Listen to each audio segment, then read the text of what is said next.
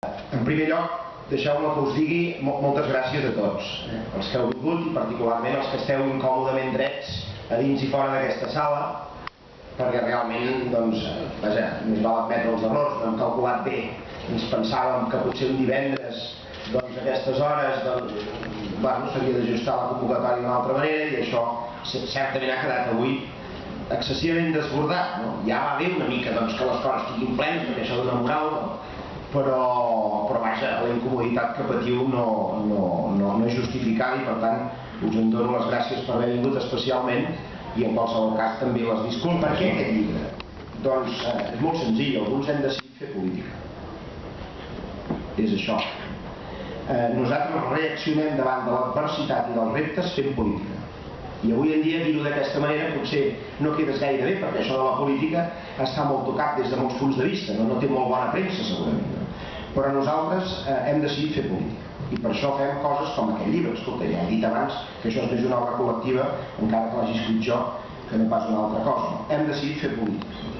Per tant, ni proclames ni renúncies. Política. Nosaltres hem decidit fer això. Ni proclames ni renúncies. Nosaltres hem decidit fer política.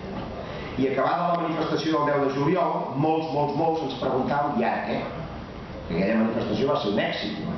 Ens vam demostrar nosaltres mateixos els catalans que continuàvem ben vius i sobretot una cosa que encara és més important, amb moltes ganes de viure i de construir futur.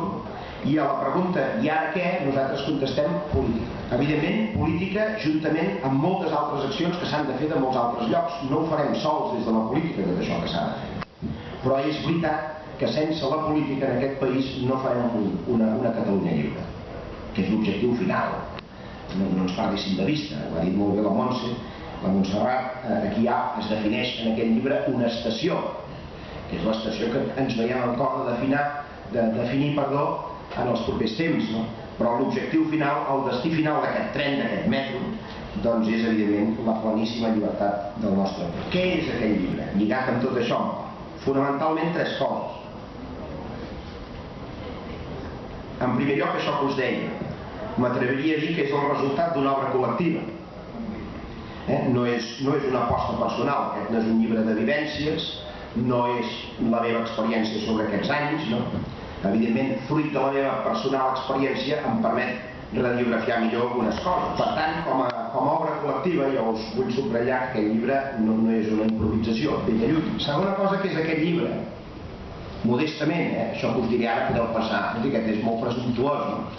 Però és que és així, modestament, és un bon argumentari, trobareu arguments, perquè hi ha dades, fins i tot hi ha, m'atreviria a dir, coses, i finalment, i acabo, aquest llibre, disculpeu, perquè realment estic molt refredat, aquest llibre és, sobretot és un compromís. I em sembla que és prou evident. Intento demostrar en aquest llibre una cosa que és elemental. 3 o 4 coses, de fet, que són elementals. Que si volem, podem, i si no volem, no fem. Doncs això que és tan elemental és el que ens passa a Catalunya. Res més que això. Si volem, podem, i si no, simplement, doncs, perdem. Que el concert és possible, que és possible exercir el dret a decidir,